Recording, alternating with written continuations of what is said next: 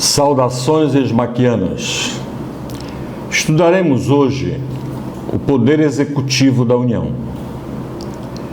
O Poder Executivo da União está exatamente no artigo 76, o exercício desse poder. O artigo 76 diz assim: o Poder Executivo é exercido pelo Presidente da República, auxiliado pelos ministros do Estado. Nós observamos aqui a ausência do vice-presidente da República. Nos parece que seria mais completo se o artigo dissesse que o Poder Executivo é exercido pelo presidente, pelo vice-presidente, auxiliado pelos ministros de Estado. Mas por que não consta o vice-presidente? Porque o vice-presidente só exerce o executivo quando ele está substituindo o presidente nos impedimentos ou sucedendo o presidente no caso de vaga. Qual a diferença entre impedimento e vaga? O impedimento é uma situação temporária. A vacância, podemos afirmar que é definitivo. Por exemplo, o presidente da República se ausentou do país, então ele será substituído pelo vice-presidente da República, porque ele não pode governar o país de outro estado, né? De outro país, de outra nação politicamente organizada. Então aí o vice assume por impedimento. Está impedido de governar o estado de outro país. Muito bem. E a vacância? Vamos imaginar que o presidente da República renunciou ou se foi decretado o impeachment do presidente. Aí assume o vice-presidente e, no caso, nós estamos diante de uma vacância. Vacância é igual a vaga. Vaga. Muito bem. Função típica, os senhores estão acompanhando aí no plano, né? Então nós temos aqui função típica do Poder Executivo. A função típica do Poder Executivo, de acordo com a Constituição brasileira, é exercer a função de chefia de Estado e de chefia de governo. Quando o titular do Executivo está exercendo a função de chefe de Estado, ele está representando a nação. Quando ele está exercendo a função de chefe de governo, ele está na dinâmica do poder. Ele está realmente governando. Isto aí é característica do sistema de governo adotado pelo Brasil, que é o sistema presidencialista, que nós vamos falar logo em seguida, mais adiante. Mas, continuando o nosso plano, nós temos funções atípicas do Poder Executivo. Nós temos a função atípica de natureza legislativa. Quando ocorre a função atípica de natureza legislativa?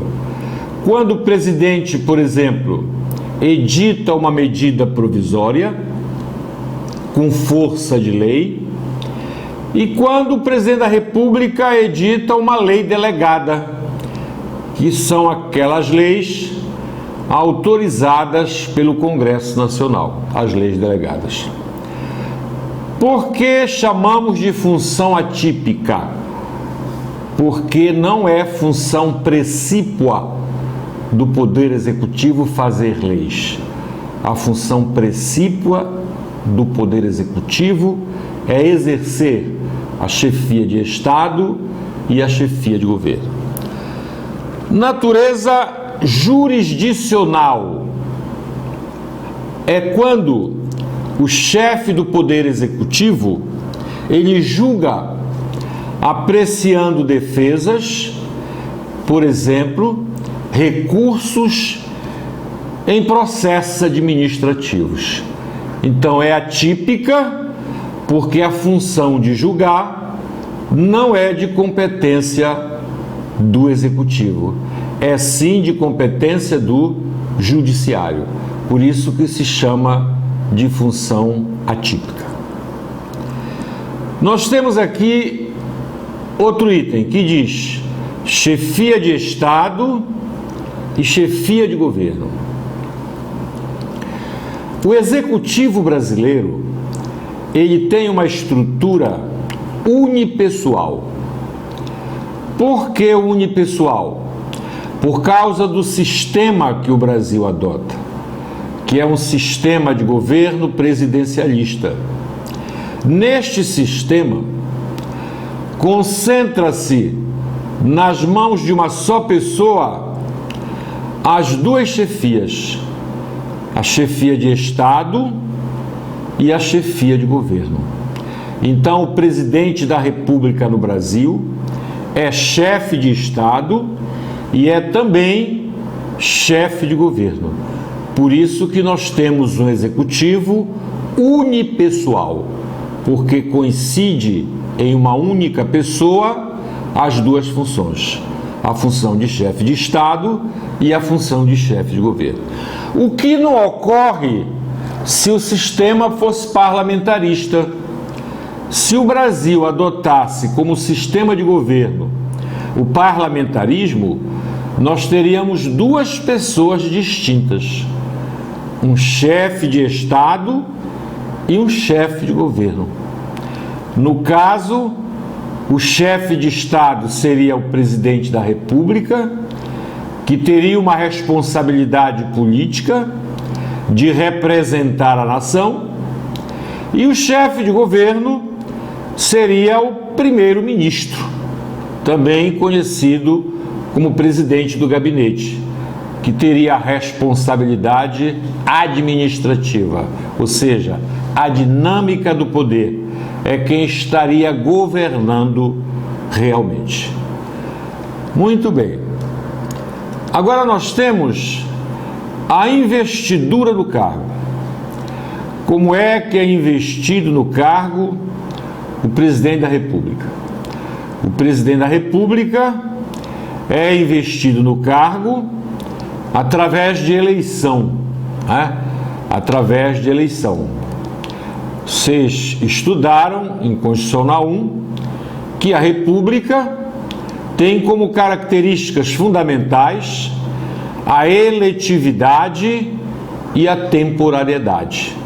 Eletividade quer dizer o governante é investido nas funções através de eleição, e temporariedade quer dizer ele possui um tempo determinado no cargo, e este tempo é chamado de mandato. No nosso caso, são 4 anos. Então, a investidura dá-se através de eleição. Esta eleição realiza-se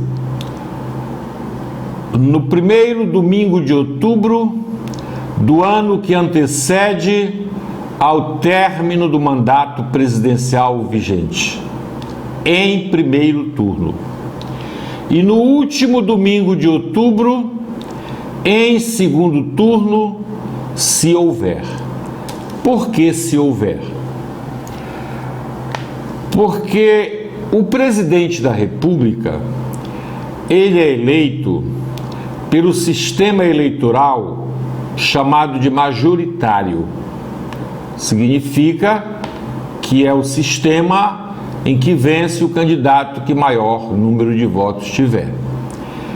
Entretanto, o sistema majoritário tem duas vertentes. Nós temos o sistema majoritário absoluto e temos o sistema majoritário simples. O presidente é eleito pelo sistema majoritário absoluto, que é aquele sistema em que há possibilidade de um segundo turno, se nenhum candidato alcançar a maioria absoluta no primeiro turno. A maioria absoluta é, no mínimo, a metade mais um dos votos válidos. Então, se não for alcançada esta maioria, nós vamos para o segundo turno. Neste segundo turno, concorrerão os dois candidatos mais votados no primeiro turno. E será considerado eleito o candidato que obtiver a maioria de votos.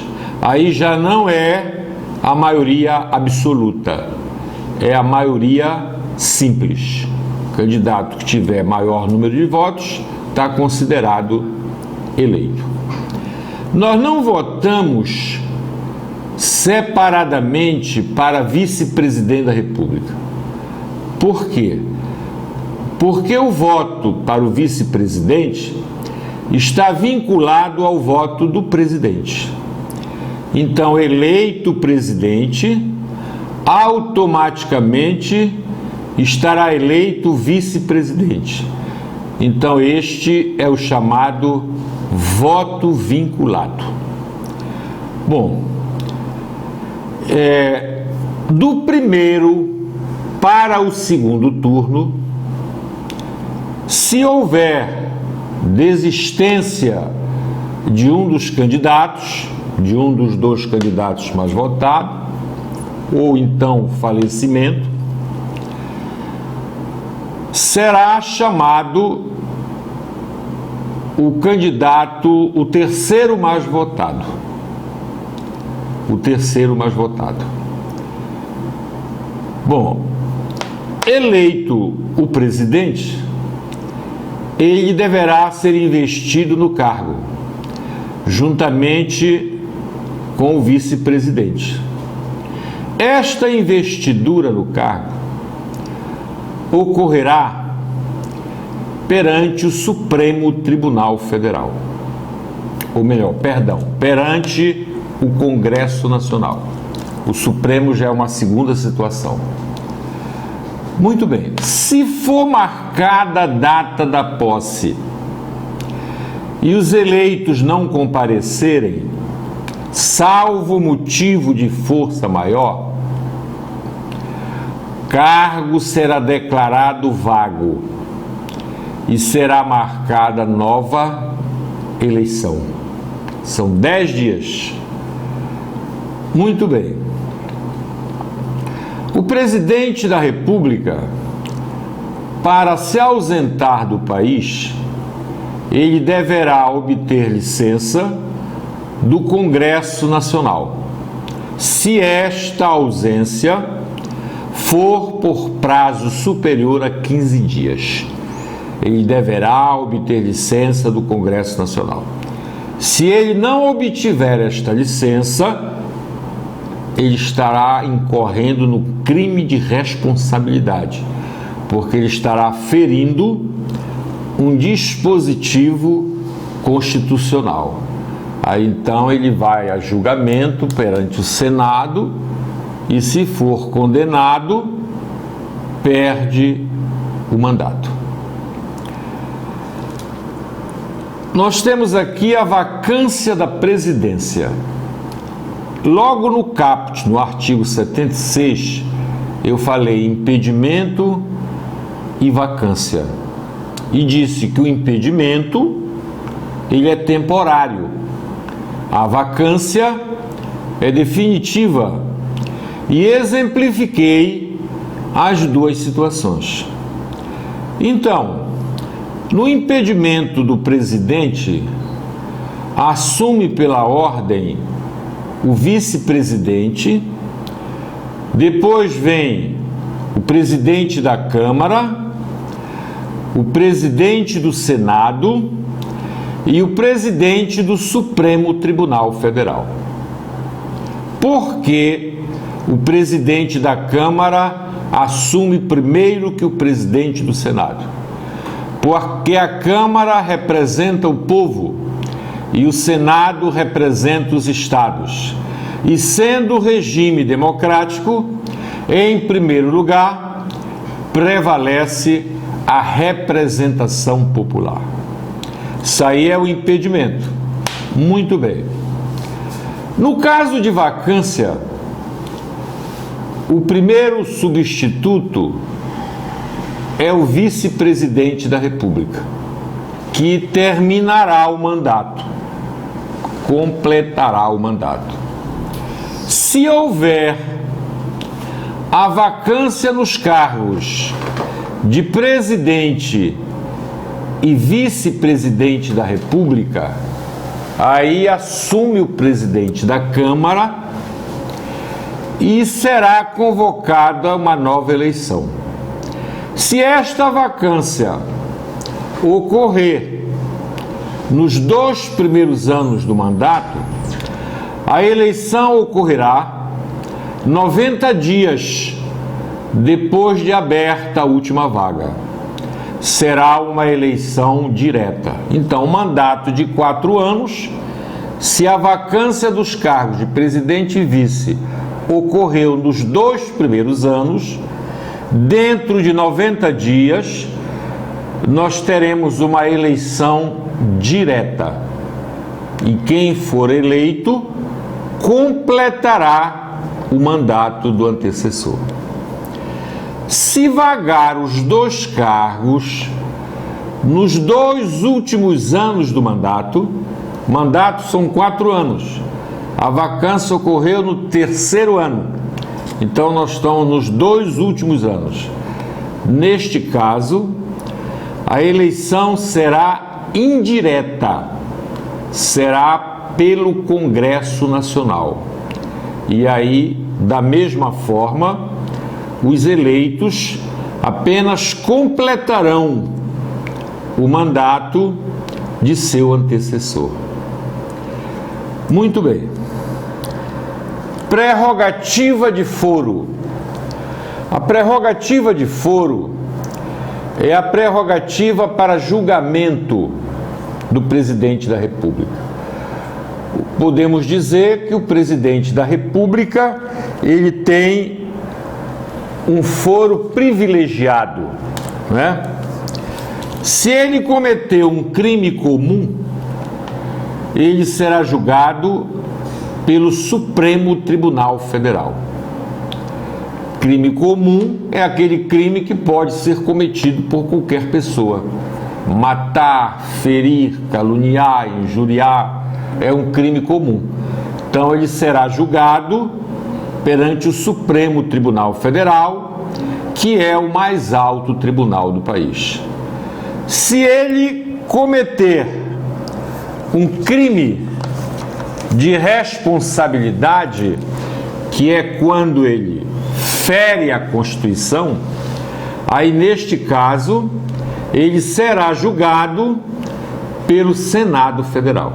Só que quando o Senado julga o presidente no crime de responsabilidade, no momento do julgamento, quem preside o Senado não é o presidente do Senado, é o presidente do Supremo Tribunal Federal. Então, vou repetir: crimes comuns, quem julga o presidente é o Supremo Tribunal Federal. Crime de responsabilidade, quem julga o presidente é o Senado Federal. Só que neste julgamento, quem presidirá o Senado não será o presidente do Senado, será sim o presidente do Supremo Tribunal Federal. Tudo bem, vamos aqui ver os crimes de responsabilidade elencados pela Constituição. Artigo 85. São crimes de responsabilidade os atos do presidente da República que atentem contra a Constituição Federal e especialmente contra, dois pontos, inciso 1, a existência da União, inciso 2, o livre exercício do poder legislativo, do poder judiciário, do Ministério Público e dos poderes constitucionais das unidades da Federação. Inciso 3, o exercício dos direitos políticos individuais e sociais. Inciso 4, a probidade na administração. Inciso 6, a lei orçamentária. Inciso 7, o cumprimento das leis e das decisões judiciais. Muito bem. Vamos aqui situar o caso da Dilma. Ela incorreu na desobediência do artigo 85, inciso 6, a lei orçamentária. A lei orçamentária é a lei que disciplina os gastos públicos e em que, então, ela deslocou recursos de uma fonte para outra fonte. Então, ela incorreu no crime de responsabilidade, chamadas pedaladas fiscais, que são crimes que quase todo presidente da República comete. Só que ela, como não tinha o respaldo da Câmara Federal, a Câmara Federal tornou procedente, a acusação contra ela, e aí nós tivemos início o processo de impeachment que culminou com a perda do mandato dela. É importante estabelecer que tanto no crime comum como no crime de responsabilidade, o presidente somente será levado a julgamento se a Câmara dos Deputados admitir por 2/3 de seus membros a acusação contra ele. Se a Câmara não admitir, não houve crime, não há julgamento. Isso aí é que nós chamamos de admissibilidade, certo? Então, por exemplo, olha, a Dilma, a Câmara admitiu a acusação e ela foi impeachmentada. O Temer, que era o vice que substituiu, também chegou a ser ventilado o impeachment dele, por um acontecimento pior cometido por ele, Ele recebia as autoridades no Palácio do Planalto de madrugada. Ele tinha insônia, Não sei para quê. Mas aí o que é que aconteceu? Como ele tinha a maioria, a simpatia da Câmara, a acusação contra ele não somou os 2/3. Então, ele foi inocentado, Não aconteceu nada com ele.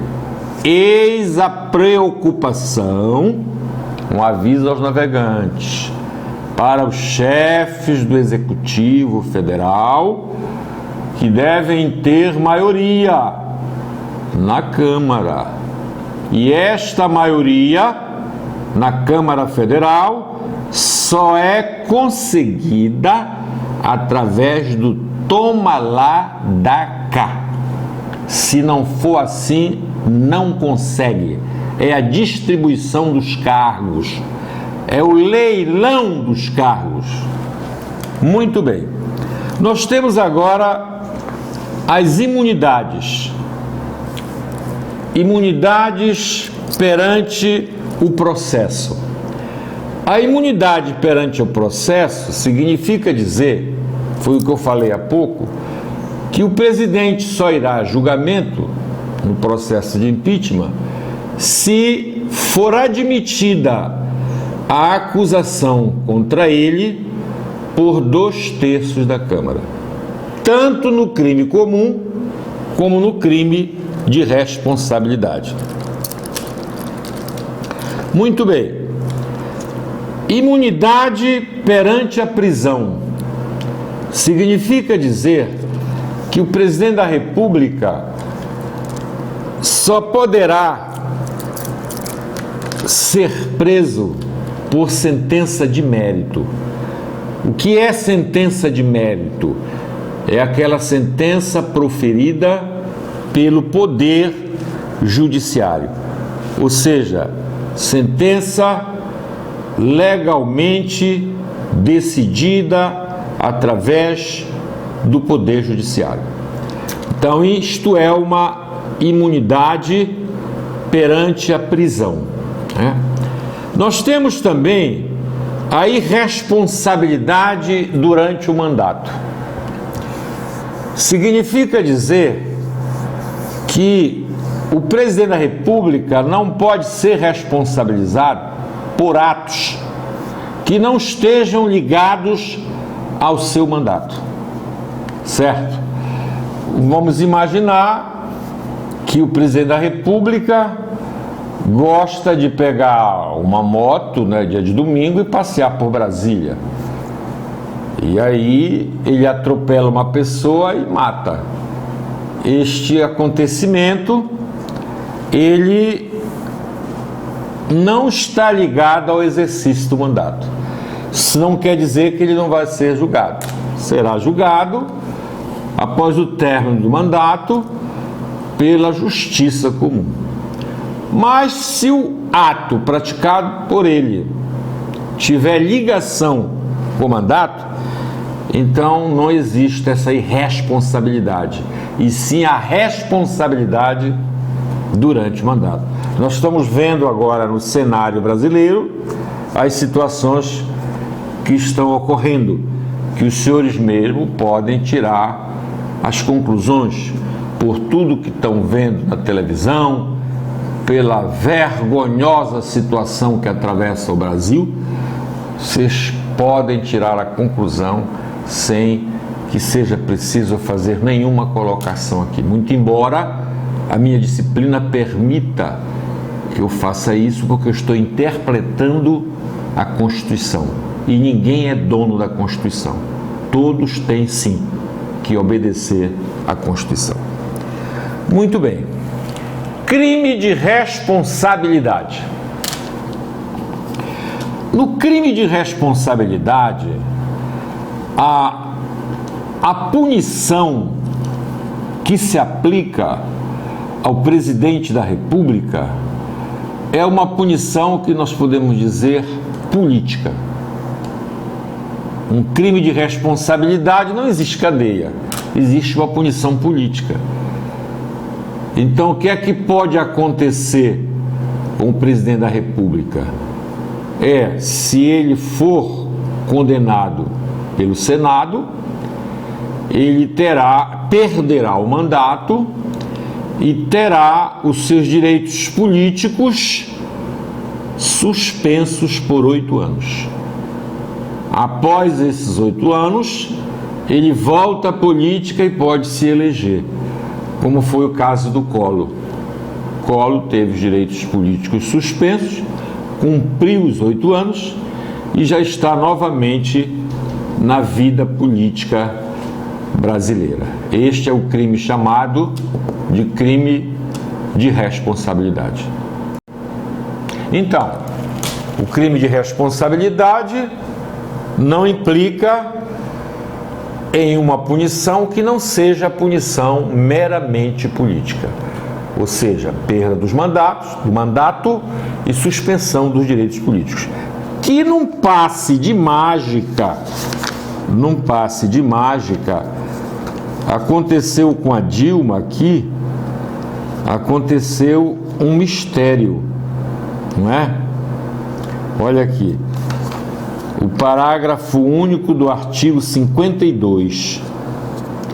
Nos casos previstos no inciso 1 e 2, que é o julgamento do presidente e vice nos crimes de responsabilidade, está aqui o parágrafo único, funcionará, conforme eu falei há pouco, como presidente o do Supremo Tribunal Federal, quer dizer, vai presidir Senado, o presidente do Supremo Tribunal Federal, limitando-se à condenação que somente será proferida por 2/3 dos votos do Senado Federal, a perda do cargo com inabilitação por 8 anos para o exercício de função pública, sem prejuízo das demais sanções judiciais cabíveis. Então, se o presidente foi condenado, por 8 anos, suspensão dos direitos políticos, foi admitida a acusação contra ele, não seria necessário fazer 2 votações. Então, num passe de mágica, o Senado Federal admitiu a acusação, ela foi condenada por 2/3 de votos, então perdeu o mandato e teria que ter os direitos políticos automaticamente suspensos, mas o Senado, presidido pelo presidente do Supremo Tribunal Federal, resolveu fatiar a votação. Fez 2 votações. Uma para a perda do mandato e outra para a suspensão dos direitos políticos, num passe de mágica. E aí não se pode fazer nada, correto? O aluno pergunta, mas professor, sim, o recurso aí cabe só se for para Jesus Cristo. Por quê? Porque o Supremo é o sentinela da Constituição, é o fiscal da Constituição. Então, se o presidente do Supremo, que neste momento, o Supremo que neste momento era presidido pelo presidente do Supremo, o Senado, que era quem julgava, se ele coloca em votação em 2 momentos, ele está sendo um péssimo fiscal, ele está sendo um péssimo sentinela da Constituição, porque ela é clara no parágrafo único. Ela diz que perde o mandato e terá os seus direitos políticos suspensos por 8 anos. Então, perdeu o mandato, os direitos políticos estariam suspensos por 8 anos. Mas aí o que fez a autoridade que presidia o Senado neste momento, que era o presidente do Supremo? Ele fez 2 votações, que na linguagem popular se chama de votação fatiada. Numa votação, o Senado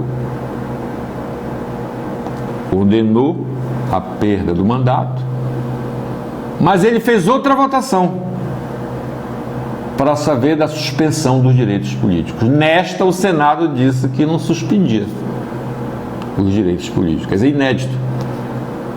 Ele é um caso isolado dentro da literatura constitucional.